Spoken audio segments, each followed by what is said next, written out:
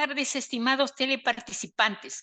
Desde la Unidad de Telesalud del Instituto Nacional de Salud del Niño, líder en pediatría, les damos una cordial bienvenida.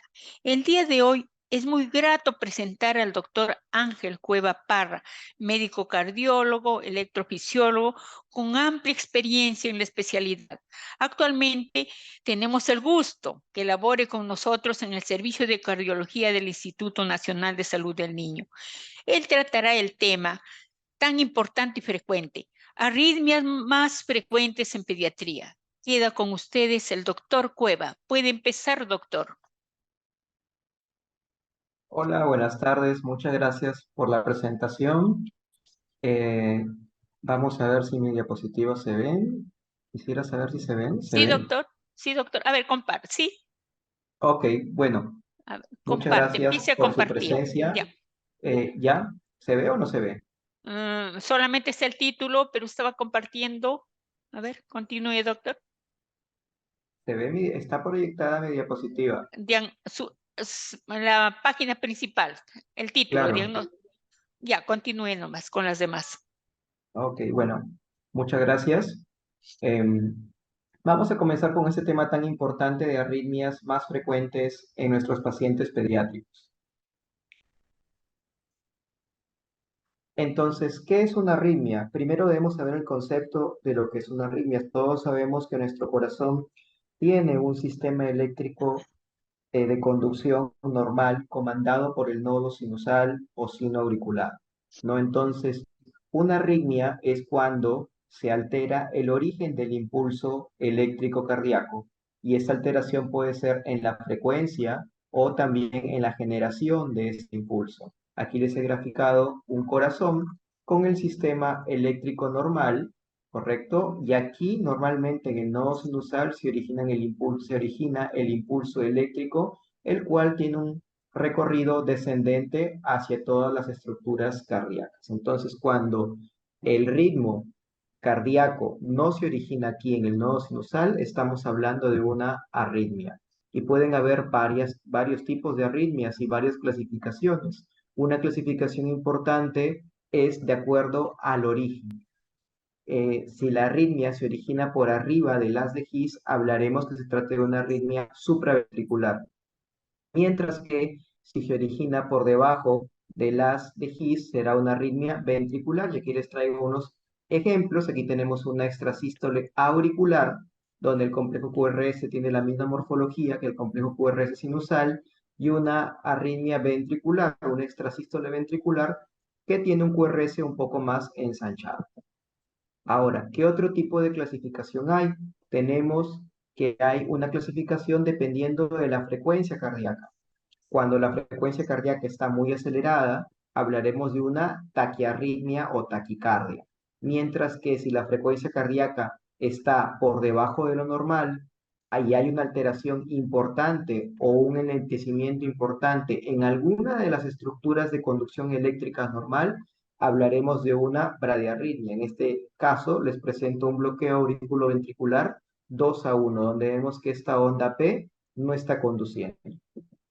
Y también una clasificación importantísima, sobre todo en pacientes pediátricos, es de acuerdo a la asociación con cardiopatía estructural. No es lo mismo tener una arritmia en el corazón estructuralmente sano que en el paciente con cardiopatía estructural. Aquí vemos un par esternal eje largo y un corazón completamente normal, y aquí vemos un cine de 4 cámaras de resonancia magnética donde el paciente presenta un CIA. No es lo mismo, es completamente diferente. En unos habrá la prevalencia de un mecanismo y en otros no, y es lo que a continuación vamos a desarrollar. Entonces, de las arritmias no asociadas a cardiopatía estructural, lo más frecuente son las taquicardias paroxísticas supraventriculares. Yo estoy seguro que todos aquí se han cruzado frente a algún niño que tiene alguna TPCB. Dentro de estas TPCB, lo más frecuentes son la taquicardia por reentrada auriculoventricular, es decir, debido a la presencia de vías accesorias. En menor frecuencia tenemos las contracciones ventriculares prematuras o extrasístoles ventriculares y las taquicardias ventriculares fasciculares o idiopáticas, que son las más frecuentes, y también tenemos las contracciones auriculares prematuras o las taquicardias auriculares. Dentro de las arritmias asociadas a cardiopatía estructural, es aquel paciente que tiene algún defecto congénito, ¿correcto? O un postoperado cardíaco, lo más frecuente será las macrorreentradas, el flúter auricular. Esto va a ser lo más frecuente. Mientras que en menor frecuencia tenemos las taquicardias ventriculares, sobre todo en pacientes posoperados de tetralogía de Fallot, y también un número importante de pacientes con bradiarritmias que desarrollan bloqueo auriculoventricular postquirúrgico. Entonces se dan cuenta que la prevalencia es completamente diferente, dependiendo o no de si existe cardiopatía estructural en nuestros pacientes. ¿Y por qué es importante? Porque los medicamentos y también el procedimiento para tratarlo va a ser completamente diferente. ¿Cuáles son los mecanismos de arritmia? Y esto aplica tanto para población pediátrica como para adultos. Las arritmias tienen tres mecanismos, no hay más. Tenemos la actividad desencadenada, el automatismo incrementado y la reentrada. Esos tres mecanismos pueden darse en pacientes sin cardiopatía estructural, mientras que las reentradas son lo más frecuente en pacientes con cardiopatía estructural. Aquí está nuevamente nuestro gráfico del corazón con el sistema eléctrico normal. Entonces, ¿qué es un automatismo incrementado o un automatismo anormal? Como les dije al inicio de la presentación, sabemos que el nodo sinusal es el que comanda el ritmo cardíaco y tiene una pendiente de fase 4, ¿correcto? Que para efectos de este ejemplo yo le he denominado un ángulo alfa. Cuando alguna otra estructura cardíaca, en este caso la banda moderadora, tiene una pendiente de fase 4 del potencial de acción más empinada, más elevada, tomará el control. Entonces, esto es un automatismo anormal, donde los betabloqueadores tienen una buena respuesta. Otro mecanismo es la actividad desencadenada, que se debe a postpotenciales tempranos o postpotenciales tardíos, dependiendo de una sobrecarga de calcio en diversas etapas del potencial de acción. Si ocurre al final de la etapa de la fase 2 o 3, podría deberse esto a los postpotenciales tempranos. En este tipo de mecanismo lo que hay es un incremento del calcio intracelular, no en el sarcoplasma, perdón, en el retículo sarcoplasmático, sino hay un incremento de calcio en el sarcoplasma del miocito cardíaco, haciendo que ocurran arritmias, sobre todo extrasístoles ventriculares. Mientras que la reentrada se deberá a un circuito que no tiene ni principio ni fin, en donde hay dos estructuras con diversas velocidades o distintas velocidades de conducción y hay una barrera anatómica o funcional entre estas. En este ejemplo he graficado una vía accesoria. Una vía accesoria es un tejido anormal que conecta el músculo auricular con el músculo ventricular. Y entonces estas vías accesorias hace que se genere un círculo vicioso, ya que va a haber un impulso eléctrico que va a conducir empleando tanto la vía accesoria como al sistema eléctrico de conducción normal. He graficado justamente esta vía accesoria en la posición izquierda porque es lo más frecuente en pacientes de todas las edades, las vías accesorias izquierdas. Entonces aquí se va a generar un círculo vicioso y esto es una reentrada que no tiene ni principio ni fin. Mientras que en pacientes, esto es en pacientes sin cardiopatía estructural, mientras que en pacientes con cardiopatía estructural, lo más frecuente son las reentradas, pero alrededor de una cicatriz. Aquí hay una cicatriz en la aurícula derecha que corresponde pues a una atriotomía derecha, que es bastante frecuente en pacientes que fueron a corrección ya sea de CIB o CIA, y esta cicatriz deja fibrosis, la cual es heterogénea, y entonces podría generarse también un circuito alrededor de esta fibrosis, habiendo un istmo de conducción lenta, ¿no? Y también hay asas externas a esa reentrada. Entonces, ese es el mecanismo más frecuente de los pacientes posoperados cardíacos. ¿Cuál es la presentación clínica de estas arritmias? La presentación clínica, la verdad que es muy variada. Muchos pacientes vienen porque son asintomáticos, porque le encontraron en un examen de rutina o en un seguimiento por diversas causas con pediatría, le encontraron que tiene arritmia, ¿no? Mientras que otros pacientes pueden tener una presentación bastante aparatosa. Hay pacientes que van a cada instante a nuestra emergencia por episodios de palpitaciones, dolor precordial. Algunos han experimentado pérdida de conciencia, lo cual es un dato de alarma. Y en niños más pequeños lo que puede haber es irritabilidad, ¿no? Puede haber también dificultad para la lactancia, pobre ganancia ponderal, entre otros. Y muchas madres también describen que los niños pueden experimentar algún grado de cianosis. Estoy hablando de los niños más pequeños y no quieren lactar, ¿no? Entonces, podría ser la manifestación de algún episodio de arritmia en pacientes muy pequeños. Cuando la arritmia se vuelve incesante, podrían los pacientes experimentar un cuadro de insuficiencia cardíaca denominado taquicardiomiopatía, el cual, tras el tratamiento de la arritmia, es completamente reversible. Sin embargo, hay algunos pacientes que podrían debutar con muerte súbita, entonces es por ello que debemos estratificar bien a nuestros pacientes y también a los familiares en un determinado grupo de entidades, no en todas. Entonces, vamos a hablar ahora de las taquicardias paroxísticas supraventriculares en pacientes pediátricos. Y lo más común, como lo mencioné, es la taquicardia por entrada auriculoventricular. En otras palabras, la taquicardia mediada por vías accesorias. Y como dije anteriormente, una vía accesoria es una hebra de tejido anormal producida por un desarrollo incompleto de los anillos auriculoventriculares, ya sea tricuspidio mitral, que conecta anormalmente o directamente el músculo auricular con el músculo ventricular. Aquí les traigo un corte anatomopatológico en donde se ve el músculo auricular, el músculo ventricular, ventrículo izquierdo, aurícula izquierda, aquí está el anillo mitral, acá está la grasa epicárdica, la arteria circunfleja, la vena que la acompaña, y aquí hay una hebra de tejido anormal que conecta el músculo auricular con el músculo ventricular. Hay tipos de vías accesorias, no todas son peligrosas. Hay vías accesorias ocultas.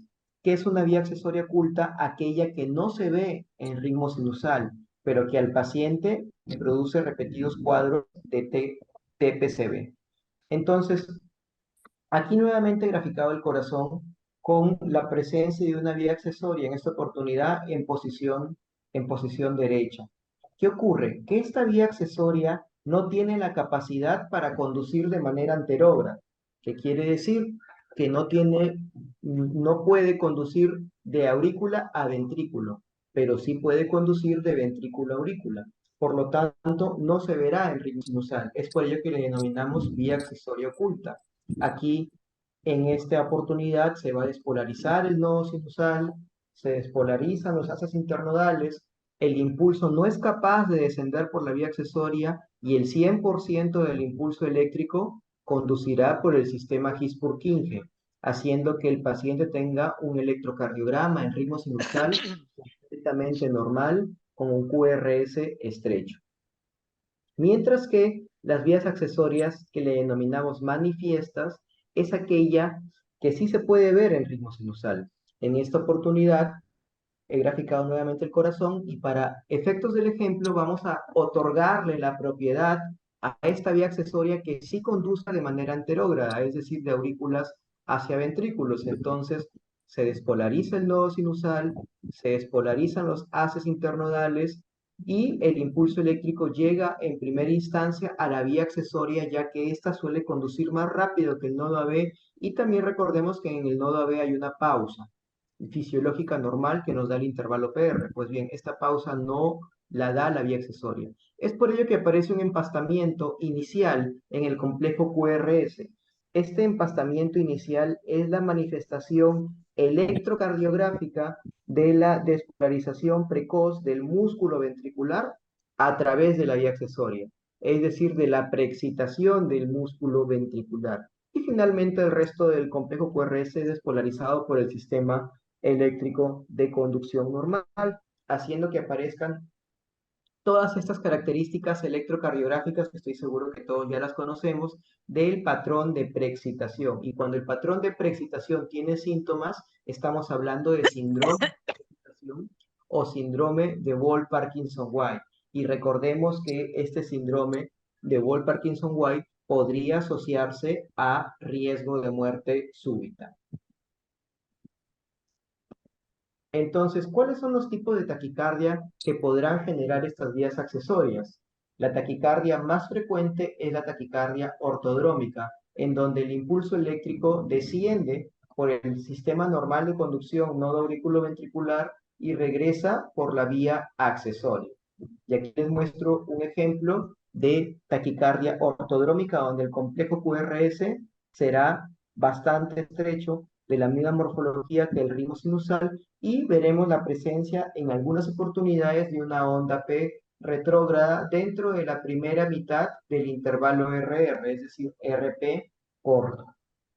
Este mecanismo ocurre en el 85 a 90% de los casos, mientras que con menor frecuencia el impulso eléctrico puede descender por la vía accesoria y regresar por el sistema de conducción normal, haciendo que se produzca una taquicardia antidrómica, donde los complejos serán bastante ensanchados y se suelen confundir con mucha frecuencia con taquicardias ventriculares, pero no lo son. Si el paciente está hemodinámicamente estable, démosle adenosina que la taquicardia puede parar. Acá está justamente el manejo agudo de las taquicardias por reentrada auriculoventriculares. Ya sabemos que si el paciente está inestable hemodinámicamente, debería ir a cardioversión eléctrica sincronizada con un joule por kilogramo Para de que peso. cuides tu corazón, conéctate. Bueno, continuemos. Muchas gracias por ese mensaje. Ahora, si el paciente no está inestable hemodinámicamente, entonces nosotros debemos hacer maniobras vagales. Podría hacerse una maniobra de Valsalva modificado. Si esto es inefectivo, debemos probar adenosina endovenoso y debemos recordar que la adenosina endovenoso debemos pasarla muy rápidamente. Es bastante frecuente la administración inapropiada de adenosina en los servicios de urgencia. Yo lo he visto a veces. La adenosina debe pasarse muy rápidamente, idealmente con una vía lo más proximal que se pueda. Muchas veces no se puede lograr una vía proximal, pero bueno, con una buena, vía podemos administrar adenosina siempre conectada con una llave de triple vía. Se pasa la adenosina e inmediatamente pasar un bolo de solución salina, puede ser de 10 o de 20, pero debe ser inmediatamente, no pasar a adenosina y recién cargar la solución salina. Eso es un error bastante frecuente. Ya la solución debe estar cargada en la jeringa y lo único que hay que hacer es girar la llave de triple vía para pasar adecuadamente la adenosina. Y siempre comenzar con una dosis intermedia. No tengamos miedo porque la adenosina tiene un tiempo de vida media bastante corto. Si la adenosina es inefectiva, debemos probar con verapamilo, que lo tenemos en Perú, no tenemos más drogas endovenosas, y bueno, si falla esto, debe ir el paciente a cardioversión eléctrica sincronizada, y les invito a buscar en esta tabla la palabra miodarona, y no la van a encontrar, porque la amiodarona no está, em, pres- no es un fármaco que se deba dar para taquicardias supraventriculares, no lo digo yo, eso está en todas las guías internacionales. No usamos amiodarona, ¿sí? Probemos adenosina y la adenosina podemos probarla en múltiples oportunidades. No encontré un video de niños, pero aquí hay un video de un adulto con una TPCB. Se le pide al paciente soplar, puede ser que sople en una jeringa de 10 o de 20 con toda su fuerza e inmediatamente levantar las piernas, y esto muchas veces, como se ve en el monitor, logra parar la taquicardia con un 40 a 42% de efectividad. Esto lógicamente lo podemos hacer con niños grandes y colaboren. Aquí les traigo un ejemplo, perdón, un caso clínico de un paciente de 16 años de edad sin antecedentes de importancia ingresa por palpitaciones y lo que vemos aquí es una TPCB, una taquicardia QRS estrecho, RR regular. Difícil ver la onda P, la verdad, pero aquí se ve muy claramente el V5, una onda P retrógrada. Y lo correcto aquí es aplicar adenosina. Se le administraron 6 miligramos de adenosina a este paciente y sale a ritmo sinusal con un complejo QRS ensanchado debido a la preexcitación que hay en él por la presencia de una vía accesoria en posición lateral, perdón, posterior izquierda. Acá vemos una onda P seguida del complejo QRS de inicio empastado y también alteraciones subsecuentes de repolarización que son completamente esperables en este paciente. En cuanto al manejo crónico de la taquicardia por reentrada auriculoventricular, si el paciente tiene varios episodios de TPCB, lo que está escrito en todas las guías internacionales es que el paciente ya tiene indicación de ablación con catéter. Debe ir directamente a ablación con catéter. No debemos esperar fracaso a tratamiento médico, ¿correcto? Imagínense ustedes ser un niño que tiene TPCB y que lo condenes a tomar propranolol cada 8 horas toda su vida porque si no le va a dar la taquicardia. Creo que a nadie le gustaría tomar un medicamento cada 8 horas o cada 24 horas toda su vida con el riesgo o la zozobra de que te puede dar un episodio de TPCB. Entonces, el manejo que se le debe ofrecer en primera instancia a todos esos pacientes es la ablación con catéter. Y hay muchos mitos con respecto a esto aún, no debería haberlos ya a estas alturas del 2023, pero es un procedimiento bastante seguro, con una tasa de éxito superior al 95% y con complicaciones bajísimas. Actualmente con el material con el cual realizamos los procedimientos de ablación y con todas las medidas de seguridad, punción guiada por ecografía, catéteres de buena calidad, el riesgo de complicaciones, la verdad, que puede reducirse a menos de 0,1%. ¿Y qué es una ablación o un estudio electrofisiológico?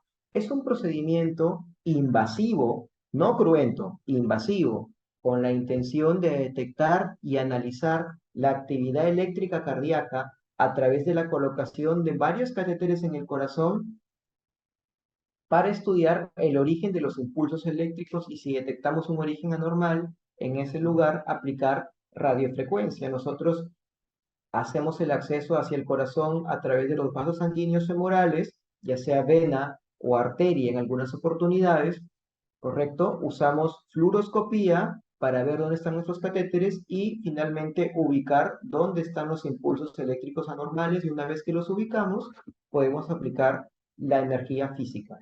Ya hay dos tipos de ablaciones, la convencional en donde tomamos rayos X, ¿correcto? Y los catéteres los ubicamos en determinadas posiciones del corazón, solamente usamos los rayos X y el procedimiento con mapeo tridimensional, donde con la ayuda de catéteres de diversos tipos vamos reconstruyendo las paredes cardíacas del corazón a medida que el catéter toca estas paredes. En esta oportunidad vemos cómo este catéter está reconstruyendo parte de la aurícula derecha. Obviamente, la ablación con mapeo tridimensional es superior, ya que permite hacer un detalle anatómico muchísimo mayor, una mayor información eléctrica y también permite realizar ablaciones sin fluoroscopía en nuestros pacientitos, ¿no? Ya tenemos una serie de casos interesantes en nuestro hospital, ¿no? En donde nos ha ido bien, sobre todo con el sistema de mapeo tridimensional. Ahora, ¿cómo es que nosotros determinamos el origen de una arritmia o un latido anormal? Pues bien, nosotros ubicamos los catéteres, como les dije, en distintos lugares del corazón. Aquí tenemos un catéter cuadripolar en aurícula derecha, un catéter decapolar en seno coronario y un catéter cuadripolar en ventrículo derecho, ¿no? Este catéter decapolar que está en el centro coronario, pues tiene 10 polos y 5 dipolos. Entonces nos permite ver el registro de la actividad eléctrica cardíaca. Así, si un impulso se origina del lado izquierdo del corazón, pues el primer dipolo que registrará la actividad eléctrica será el dipolo 1,2, después 3,4, después 5,6, después 7,8, después 9,10. Así más o menos nosotros ubicamos dónde se origina el impulso eléctrico normal. Y una vez que determinamos dónde está la vía accesoria, dónde está el foco automático normal, aplicamos energía física denominada radiofrecuencia, que es con calor, o con frío, denominada crioablación. Ya les hablé de las TPCBs, ahora vamos a hablar de las extrasístoles ventriculares y también de las taquicardias ventriculares. Y lo más frecuente es que el origen de esas extrasístoles sea los tractos de salida, sobre todo del ventrículo derecho, ¿no? Datos claves en niños es que denominamos taquicardia ventricular cuando los complejos se originan en los ventrículos, o sea, son QRS ancho y sobrepasan pues 120 latidos por minuto. Todas las personas tenemos extrasístoles ventriculares, todas, adultos, niños, pero hay que tratar solamente aquellas que son sintomáticas. Y también hay que valorar siempre cómo está la fracción de eyección del ventrículo izquierdo, ¿correcto? Porque esto nos va a guiar para el tratamiento. Si tenemos pacientes con fracción de eyección reducida, ojo, estos pacientes se les debería ofrecer ablación dependiendo de cuán alta sea la carga rítmica. Pero si el paciente tiene una fracción de eyección conservada, valoremos la carga arrítmica y trataremos a aquellos pacientes que son sintomáticos, solamente que son sintomáticos. Y también hay que recordar que pues esta indicación de ablación está avalada por guías de publicación reciente en donde la ablación con catéter está recomendada por encima de los fármacos antiarrítmicos, sobre todo cuando las extrasístoles vienen de los tractos de salida del ventrículo derecho. Doctor, ¿y cómo sabemos que viene del tracto de salida del ventrículo derecho? Bueno, porque la morfología es bastante característica en esta posición. Hay otro tipo de arritmias idiopáticas también. Aquí les traigo un caso clínico de nuestro hospital, un paciente, un adolescente de 17 años de edad con síncope, palpitaciones, que tiene este electrocardiograma y puede pasar muy fácilmente por una TPCB, pero no es una TPCB, es una taquicardia ventricular, donde vamos a encontrar complejos o latidos de fusión y latidos de captura, lo cual es patognomónico de taquicardia ventricular. ¿Correcto? Este paciente tiene una taquicardia ventricular fascicular idiopática, en donde tiene fibras anormales de Purkinje denominadas P1 y también hay la presencia normal pues del fascículo posterior y se generará un circuito de macro reentrada alrededor de esas dos estructuras. Solución, eliminar P1. Y eso es lo que hicimos en este paciente. Este paciente fue a un estudio electrofisiológico con sistema de mapeo tridimensional en donde pues logramos ubicar el foco de la arritmia que se encontraba cerca de la región. Esta es una reconstrucción electroanatómica del ventrículo izquierdo. Aquí tenemos la aorta, el anillo mitral y la taquicardia ventricular pues se originaba de la parte más distal del septum interventricular y aquí aplicamos radiofrecuencia y pues logramos eliminar la taquicardia. Aquí está el catéter de ablación con un vector hacia el septum, ¿no? Aplicando radiofrecuencia durante taquicardia, aquí está la taquicardia y durante la aplicación de radiofrecuencia pues el paciente sale a ritmo sinusal, ¿no? Es un paciente que le tuvimos que hacer dos procedimientos para poder eliminar el foco de la arritmia. Aquí hay otro caso clínico de una pacientita con extrasístoles ventriculares originadas de la pared lateral del ventrículo derecho, que aquí la pueden ver. Esta es una reconstrucción electroanatómica del ventrículo derecho de la niña. Acá tenemos la válvula tricúspide, este círculo que ven aquí es la válvula tricúspide, y aquí tenemos la válvula pulmonar, o el anillo, mejor dicho, pulmonar, y aquí tenemos el lugar de origen de la arritmia ventricular de la niña, el lugar donde aplicamos radiofrecuencia y logramos desaparecer las extrasístoles ventriculares.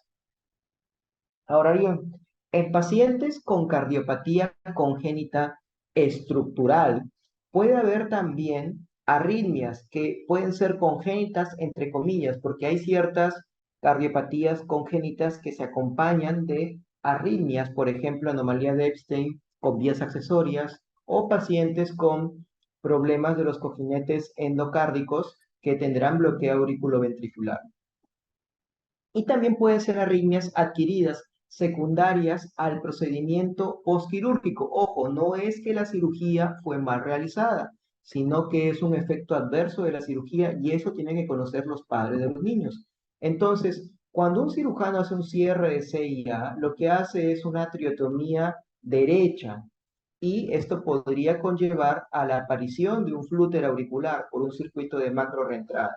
Si un cirujano cierra un CIB perimembranoso, también lo hace por atriotomía derecha, dejando aquí una cicatriz y también el paciente puede tener un flúter auricular y puede tener riesgo de bloqueo auriculoventricular debido a la proximidad del CIB con el sistema eléctrico de conducción normal.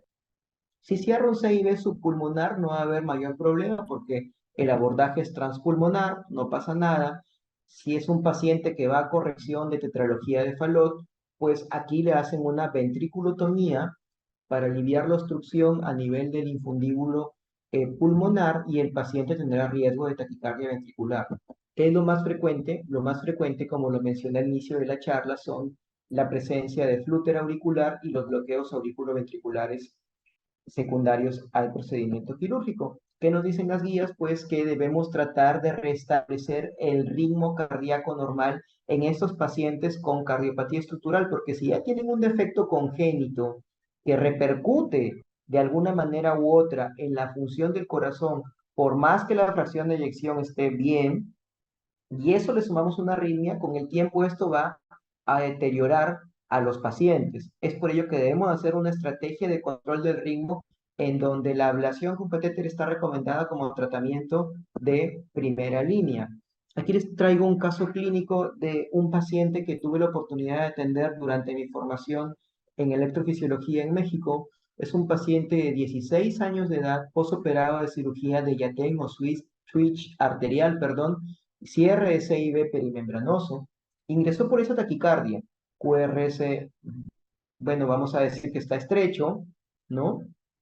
Regular, y a quien se le administró correctamente adenosina. Y vean cómo la adenosina permitió ver las ondas en diente de serrucho del flúter auricular. Este paciente fue llevado a ablación y bueno, tuvimos éxito, no se pudo controlar de manera apropiada la arritmia. Y este sí es un caso clínico de nuestro hospital, un paciente de 2 años de edad con drenaje venoso anómalo, en donde las venas pulmonares, ese es un drenaje venoso normal, correcto, que las venas pulmonares llegan hacia la aurícula izquierda, pero aquí este paciente tenía un drenaje venoso anómalo anormal, mixto, drenaban al seno coronario y también a través de una vena una vena vertical hacia la vena innominada. Este paciente, pues, luego de la cirugía, quedó con un flúter auricular. Aquí les hago un zoom de una derivada en donde se pueden ver claramente los dientes de serrucho y fue llevado a ablación con sistema tridimensional sin usar fluoroscopía, en donde vemos aquí una reconstrucción eléctrica de la aurícula derecha. Tenemos aquí la cava inferior, la cava superior, el anillo tricuspidio, la aurícula derecha, y vemos cómo el flúter tiene un recorrido en sentido antihorario. A este paciente se le pudo ofrecer ablación, como lo mencioné, sin fluoroscopía. Hicimos pruebas, maniobras que empleamos en la sala, maniobras de estimulación para demostrar que el istmo cavo tricuspidio, es decir, el espacio que está desde el anillo tricuspidio hacia la cava inferior, el que está involucrado en la taquicardia. Acá estamos aplicando radiofrecuencia con el catéter de ablación y vean cómo en este instante que está en flúter, el paciente pasa a ritmo sinusal durante la aplicación de radiofrecuencia. Aquí justamente pasó a ritmo sinusal. Entonces completamos la línea de ablación en el flúter y también acá vemos cómo pasa de ritmo de flúter auricular a ritmo sinusal. Y bueno, es el electro preablación y el electro posablación, donde pues aquí lo encontramos ya con su onda P sinusal. Ahora bien, También, como les mencioné, hay riesgo de bloqueo auriculoventricular en pacientes posoperados cardíacos, sobre todo cierre de CIB perimembranoso o cierre de canal auriculoventricular, pues, y las guías nos dicen que estos pacientes tienen que ir al implante de un marcapasos y se espera un tiempo prudencial, usualmente de 7 a 10 días luego de la cirugía. Es un paciente de 9 añitos, postoperado de cierre de canal auriculoventricular con trisomía 21, quien quedó bloqueado luego de la cirugía, se le colocó un marcapasos epicárdico unicameral, se agotó y luego nosotros tuvimos que abordarlo para hacer el implante de un marcapasos bicameral endocárdico, que es más fisiológico que un unicameral. También una lección importante, ofrezcámosle a nuestros niños lo mejor, y lo mejor es un bicameral, ¿correcto? Idealmente con estimulación fisiológica. Ya para no aburrirlos más, los mensajes para la casa son los siguientes. Las arritmias en pacientes pediátricos son frecuentes y es importantísimo conocer los mecanismos. En pacientes sin cardiopatía, las TPCB son las más frecuentes. En pacientes posoperados cardíacos, lo más frecuente es el flúter auricular. El manejo agudo en nuestra sala de emergencia dependerá mucho de la estabilidad hemodinámica. La ablación es una estrategia útil, segura y con buenos resultados. Y la etiología más frecuente de bloqueo de pediatría es el postquirúrgico. Y siempre valoremos el electrocardiograma y analicemos el electrocardiograma en el contexto de un paciente. Nosotros tratamos pacientes y no electrocardiogramas. Han sido muy amables por su atención. Recuerden que los electrocardiogramas no se rayan. Así que bueno, agradezco nuevamente la invitación y quedo atento a cualquier pregunta que pueda haber del auditorio. Muchas gracias. Bien, doctor, le voy a transmitir las preguntas planteadas. Nos preguntan, más bien exponen un caso, un niño que llega al pediatra por retardo en el crecimiento, cansancio frecuente y palpitaciones, ¿debe ser transferido a cardiología? Eh, pues Repito, que lo vea un pediatra, ¿no? sí, me dice que el paciente, el niño llega al pediatra por Ya, retardo en el crecimiento, cansancio ya, frecuente y palpitaciones. ya. ¿Debe Ahí, ser transferido a eso, cardiología? eso es también, am, es que siempre debemos hacer una buena anamnesis. No, yo creo que no todo, ¿por qué pensar en una taquicardia en primera instancia? Se supone que debemos evaluar a nuestro paciente si tiene algún rasgo dismórfico, por ejemplo, ¿no? Hacer una anamnesis de las palpitaciones. Hay cantidad de pacientes que terminan en mi consultorio porque sienten que el corazón palpita cuando juegan fútbol. ¿Qué te puedo decir? Eso es completamente normal. Si yo Lógico. ahorita voy al octavo piso a ver una interconsulta, voy a llegar y el corazón me palpita. ¿Requiero ser visto por un cardiólogo? No. Entonces, hay que hacer una buena anamnesis. Hay que diferenciar las palpitaciones fisiológicas de las patológicas, ¿no?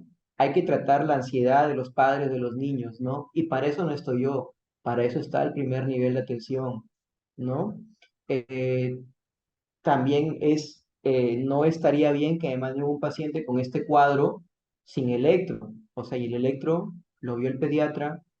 Entonces siempre hay que ahondar más, ¿no?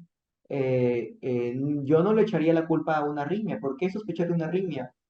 Del, del 100% de los Holters que veo ahí, el 93% son normales y esos pacientes sienten palpitaciones. Entonces, yo diría que no. Yo diría que tiene que verlo un buen pediatra antes.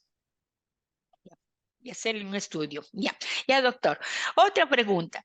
¿Cuál es la bradiarritmia más común en pediatría?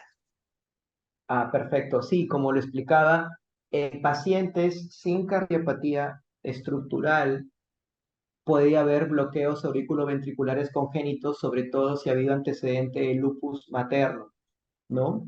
Pero si el paciente es posoperado cardíaco, va a ser un bloqueo secundario a la cirugía. Bien, doctor. Nos llega otra pregunta. Dice, ¿en qué casos se lleva a cabo la ablación con mapeo tridimensional y en qué casos con catéter? Excelente. Quizás se refirió la pregunta a ablación tridimensional y ablación convencional, porque en ambas Sí, uso sí, catéter. sí, sí.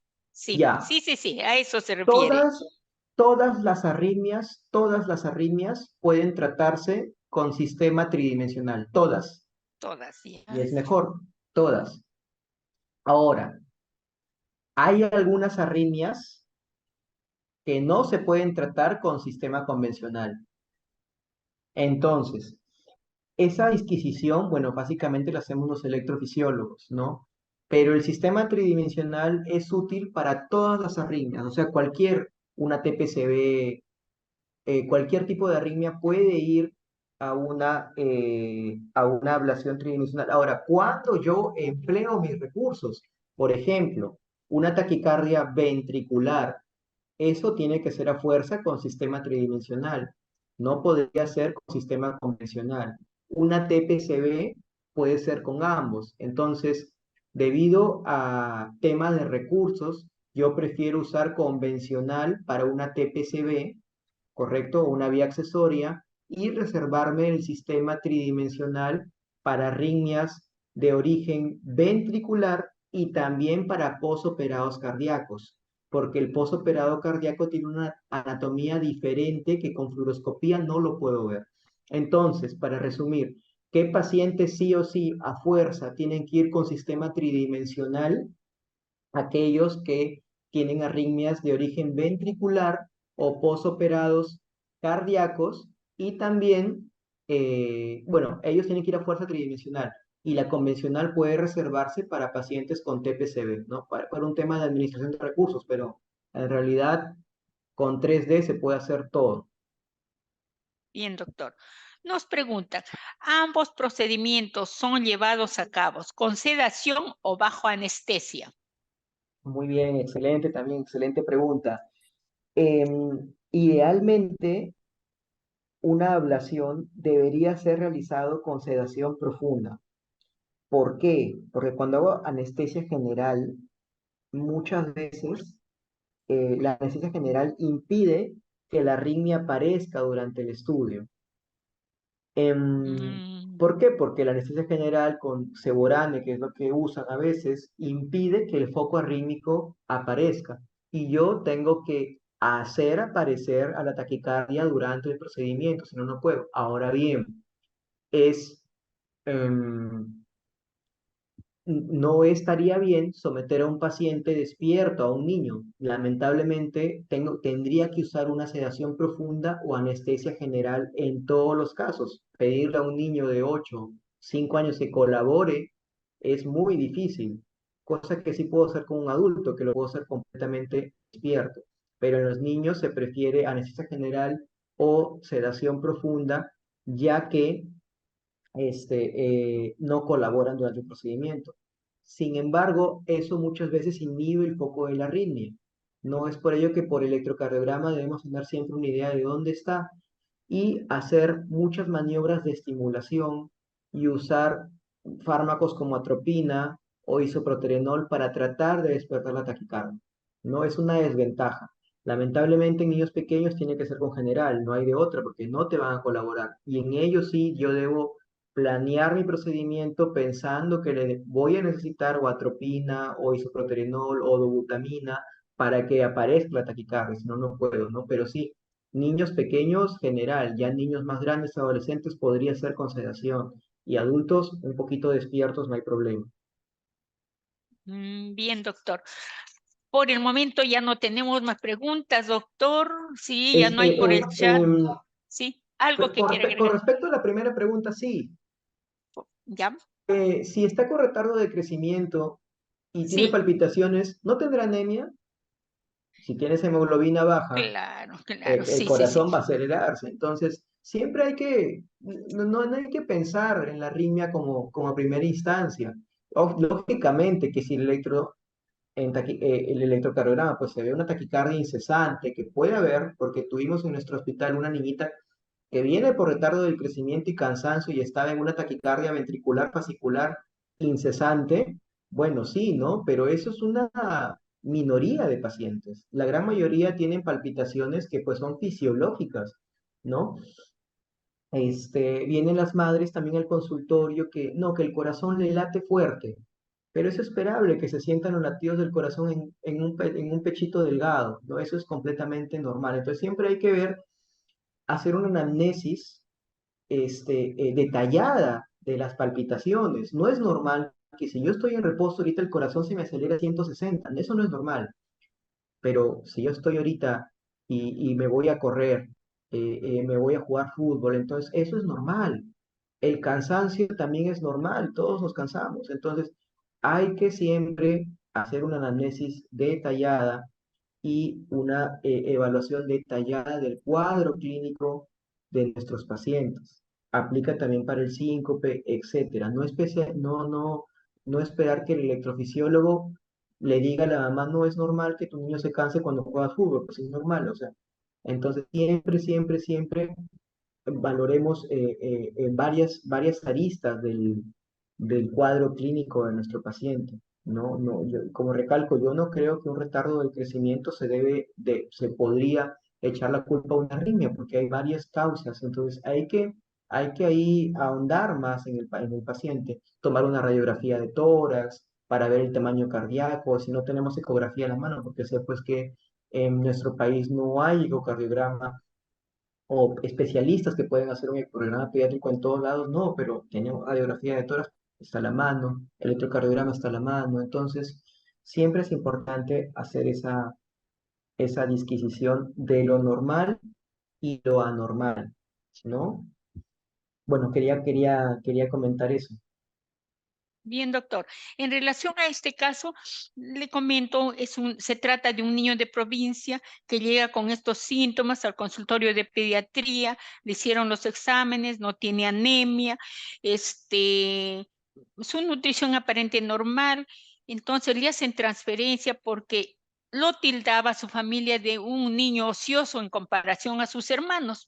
Ya, Entonces pasa por medicina física para sacar músculo, pasa por último, el pediatra lo manda a neurología. El neurólogo le hace un examen, en base a los exámenes ya que le había mandado el pediatra, le hace un examen, examina el corazón y le dice, ya, este paciente necesita transferencia al servicio de cardiología. Pasó al servicio de cardiología, le hicieron todos los exámenes, tenía 8 años y tenía una coartación de la aorta.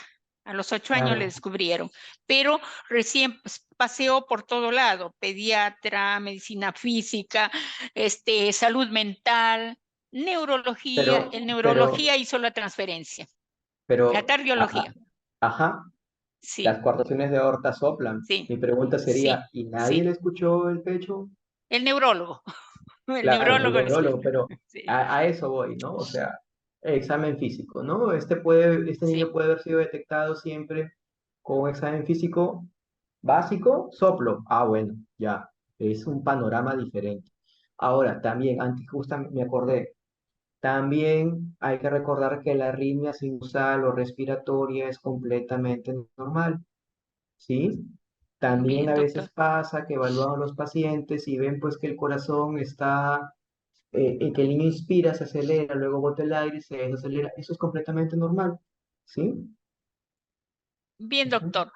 Si hablamos de este casito es porque nosotros nos estamos dirigiendo a nivel nacional, primero, segundo nivel, y es bueno que con esa preguntita usted aclare los casos para que tomen conocimiento y sepan qué se va a hacer en estos casos. Más Ah, bien, gracias, doctor, por su otra, paciencia. otra cosa. Si Sí, el niño se le diagnostica una arritmia, el electrocardiograma, por favor denle al papá para que cuando llegue a mis manos no se imaginan cuánto me ayudan con el electrocardiograma. Yo me doy una tremenda idea de qué es lo que está pasando, pero denle el electrocardiograma en taquicardia al niño, al familiar, porque si me mandan la hoja de referencia al hospital que dice palpitaciones, taquicardia, etcétera, pero no tengo el electrocardiograma, no puedo hacer mucho, ¿sí? Muchas muy gracias. bien. Invitamos entonces a todos los profesionales de provincia, los médicos de primero, segundo nivel, que cuando envíen un paciente a nuestro instituto, y que sospechan de algún problema cardíaco, vengan ya con su electrocardiograma. Por favor, tenerlo en cuenta. Doctor, la verdad que muchísimas gracias, un tema tan interesante. Le agradecemos por nombre de la Unidad de Telesalud por su valiosa participación. Esto va a ser muy importante, no solamente para el personal de salud, porque a la larga repercute en los niños del país. Felicitaciones por su excelente ponencia. ¿Alguna recomendación final, doctor? Nada, siempre tomar electro y guardarlo cuando se sospeche una arritmia para poder ayudar a los pacientitos. Nada más. Gracias, doctor, nuevamente. A todos los participantes que nos visualizaron el día de hoy, les agradezco y recuerdo que este tema queda grabado en la página web y canal de YouTube de Telesalud del Instituto Nacional de Salud del Niño, donde pueden revisarlo libremente. Muy buenas tardes a todos. Gracias nuevamente, doctor.